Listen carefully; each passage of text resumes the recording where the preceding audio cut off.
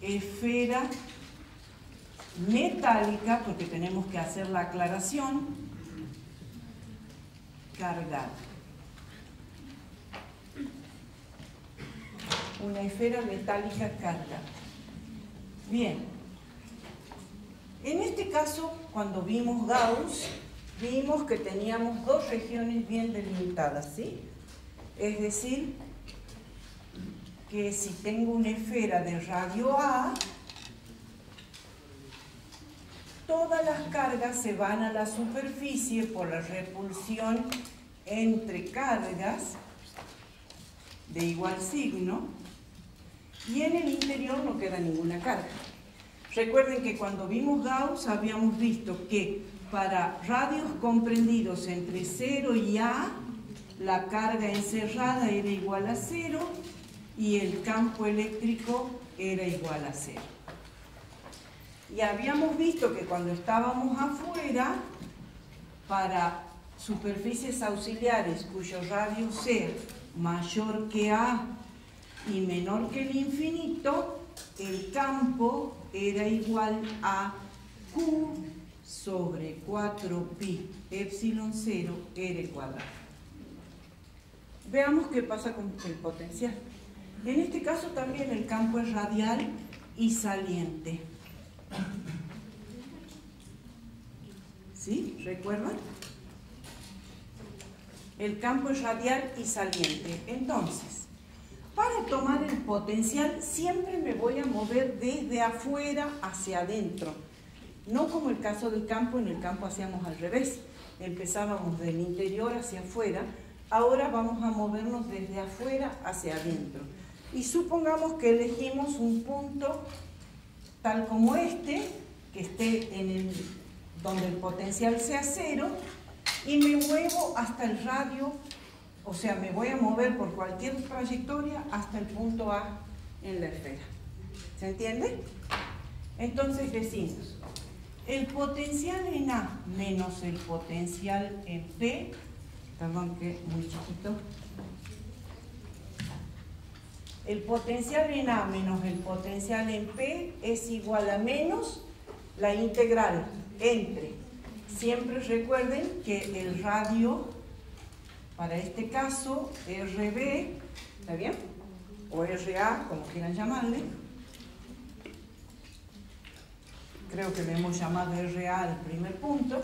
Entonces decimos entre RA y el radio A de la esfera, del campo por diferencial de R. O sea que esto es Q sobre 4pi epsilon 0 por la integral entre RA, que habíamos dicho, ahora lo volvemos a repetir, que lo podemos tomar lo más lejos posible como para considerarlo el infinito, de diferencial de R sobre R al cuadrado.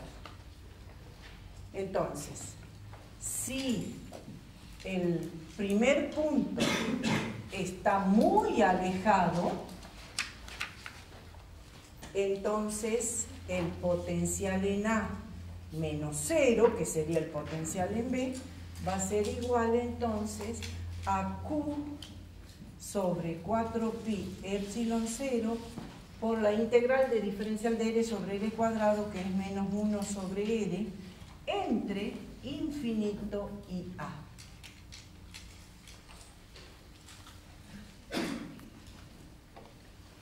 Con lo cual, el potencial en A es igual a Q sobre 4pi epsilon 0 A.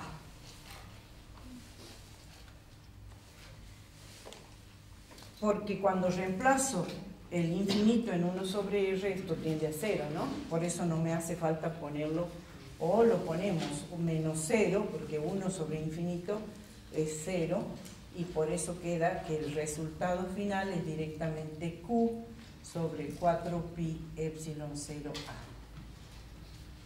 Con lo cual, yo les había enseñado a dibujar el campo, ahora les voy a enseñar a dibujar, pero vamos a hacer las dos cosas para que lo vayan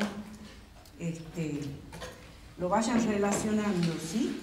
Vamos a dibujar el campo en función de R y el potencial en función de R. Esto es campo y esto es potencial.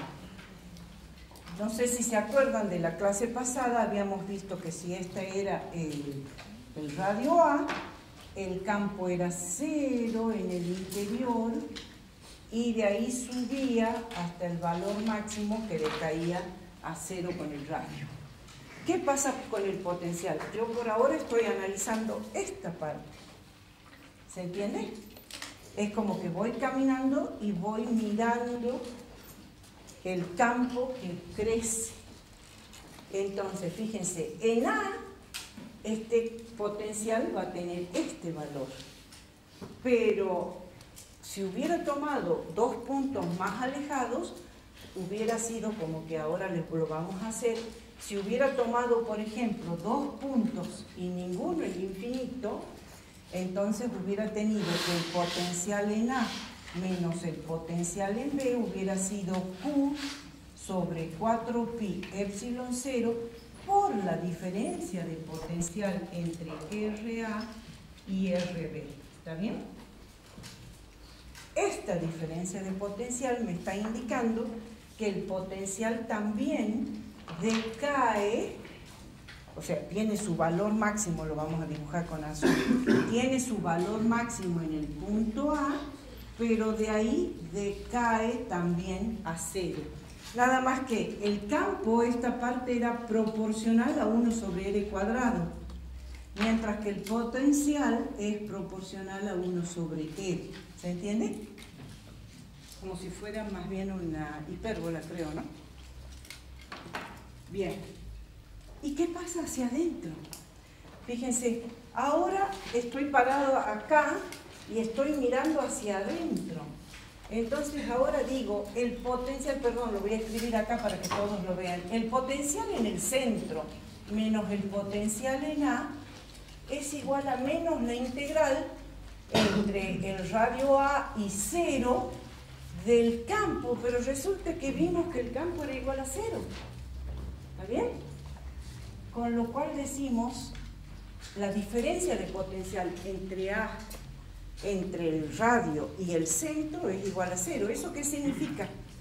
Esto significa que B sub, o sea que el potencial en el centro tiene que ser igual al potencial en A. Y esto es igual a una constante. Es decir, que hacia el centro de la esfera el potencial es una meseta. ¿Sí?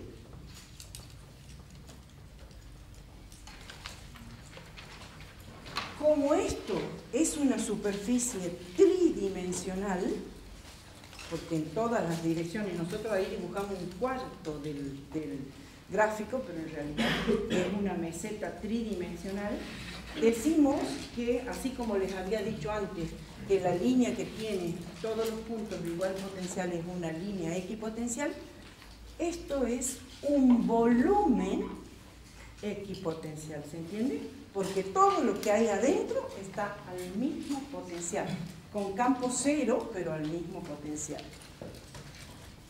Y ahí voy a aprovechar, antes que hagamos el descanso, de contarles qué sucede con este tipo de campo. Esto ha permitido conseguir regiones del espacio donde el campo eléctrico sea 0 y donde no haya influencia de ningún campo externo. Es decir, se llama blindaje electrostático. ¿Se entiende? ¿Por qué? Porque no hay nada que afecte, teniendo en cuenta que si estamos afuera y nosotros estamos dentro de un volumen equipotencial y con campo nulo, todo lo que haya afuera no puede ingresar. ¿Se entiende? Es como que decir, no puedo llevar el agua del río a la cima de la montaña, ¿se entiende? Entonces, los campos externos no afectan a lo que hay en el interior. Es por eso que todos los componentes electrónicos que se trasladan en cajas metálicas para evitar que los campos externos dañen a los componentes electrónicos. o antes de usarse la fibra óptica, los cables que transmitían la señal de cable, que era el cable coaxil, estaban revestidos de una red metálica para que eso haga de blindaje electrostático para que no haya ninguna interferencia con las señales externas. Solamente en las uniones había interferencia, pero en los cables que no tenían ninguna unión no había interferencia. ¿Se entiende? Es justamente porque toda esta zona del espacio está a un mismo potencial que puede ser elevado y campo nulo.